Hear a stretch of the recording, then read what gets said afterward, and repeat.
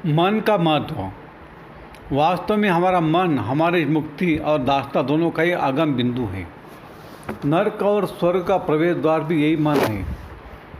इसका यथार्थ उपयोग मनुष्य को अथाह आनंद के सागर में ले जाता है, तो अयथार्थ उपयोग दुखों की विषय वैतरणी में। ठीक ठीक देखे तो मन स्वयं न मित्र है न शत्रु है, यह मात्र उपकरण है। यदि हम इसे अपना उपकरण, साधन, वाहन या नौकर बना सके तो यह मार्ग बन सकता है उस चरम साध्य तक पहुँचने का।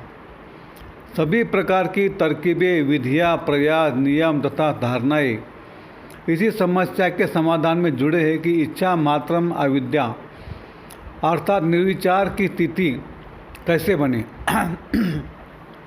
मन पर मालकियत या सही उसका उपयोग कैसे हो। पागल खाने में बैठा व्यक्ति और निर्विकल्प समाधि में परम आनंदित बैठा योगी दोनों ने ही अपने मन का उपयोग किया है। या ऐसा कहे कि एक को मन ने उपयोग किया जो पागल खाने में बैठा है। सही उपयोग से व्यक्ति एक चित्त, एकरस, निसंकल्प मन की अवस्था को प्राप्त कर सदा आत्मा राजा की सीट पर उपस्थित रहता है। दूसरे को कहेंगे कि आत्मा ने मन का उपयोग किया।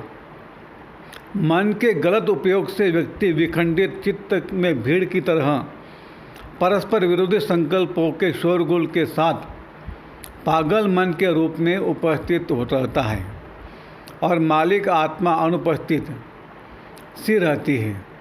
अर्थात मन ने आत्मा का उपयोग किया। मन का अस्तित्व। इच्छाओं के समाप्त हो जाने का यह अर्थ कदापि नहीं कि हाँ मन का अस्तित्व आत्मा से मिट गया है।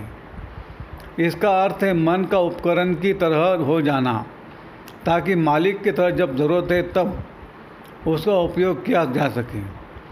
अन्यथा क्रिया शून्य अवस्था में उसकी उपस्थिति होना मात्र रह जाता है। इसलिए योगी जब अपने आत्मिक भाव में समग्र रूपेण जागरूक भाव से स्थिर रहते हैं, उस समय मन अनुपयोगी शांत बना रहता है। साधारण जन में मन समग्र रूपेण अनेक आकांक्षाओं, अपेक्षाओं से भरपूर बटा हुआ सागर की अंतहीन लहरों की तरह तरंगित और अशांत रूप से उपस्थित रहता है और आत्मा सुषुप्त, बेहोश या अनुपस्थित सी रहती है। मन का यथार्थ उपयोग। अब प्रश्न उठता है कि कैसे मन का यथार्थ उपयोग कर उसके पार जा जाए। अपने जन्मों जन्मों के संस्कारों के कारण हम मन के गलत उपयोग के आदी बन गए हैं और दुख का अनुभव करते रहते हैं। अर्थात मन मालिक बन जाता है और हम कहने वाली आत्मा दास। अंततः सत्ता अर्थात आत्मा गुलाम बन छाया की तरह मन के पीछे पीछे उसका अनुसरण करती रहती है।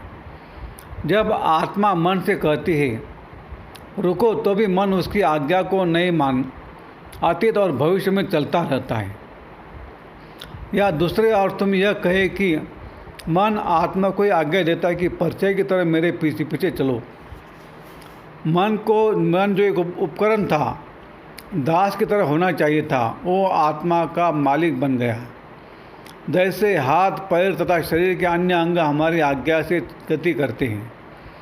यदि हम अपने पैर से कहेंगे कि रुको और पैर चल दे, हमारे आज्ञा का न माने, तो शरीर में एक भारी उत्पात मच जाए, एक अराजकता फैल जाए। उसी प्रकार हमारे जीवन में यदि अशांति है तो उसका कारण मन ही है, जिसने एक गहरी अव्यवस्था फैला रखी है। क्योंकि लंबे समय से हमने उसे बहुत अधिकार दिए हुए रखे हैं, जो तानाशाह की तरह कार्य करने लगा है। यदि मन को आज्ञा दो तो जीवन में बड़ा संघर्ष फैल जाता है। परंतु योगी जन मन का प्रयोग भी इस पैर की तरह अर्थात एक इंद्रिय की भांति ही करते हैं, क्योंकि आत्मा में मन भी सूक्ष्म इंद्रिय की तरह अविनाशी है।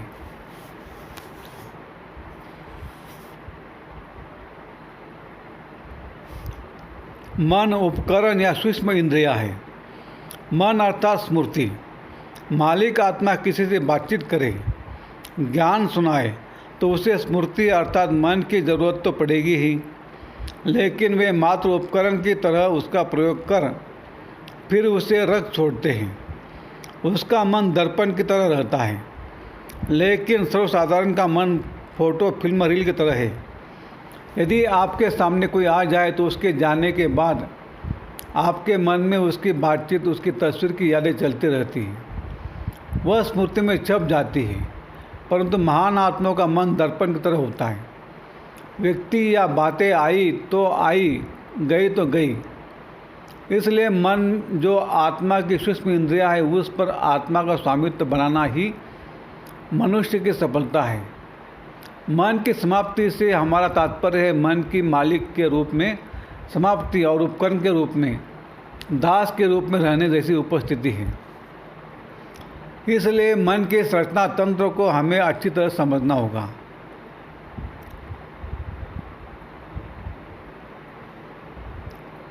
मनोवैज्ञानिक आजकल एक नए शब्द का प्रयोग करते हैं, मन शरीर, अर्थात मन शरीर से जुड़ा है, या ऐसे कहे कि मन अति सूक्ष्म सत्ता है जो आत्मा और शरीर के बीच स्थित है। इसलिए मन का असर शरीर पर पड़ता है और शरीर का असर मन पर।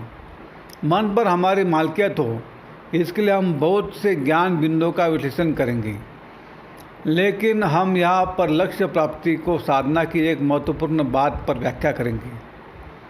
वह है मन के रचना तंत्र की यथार्थ समझ।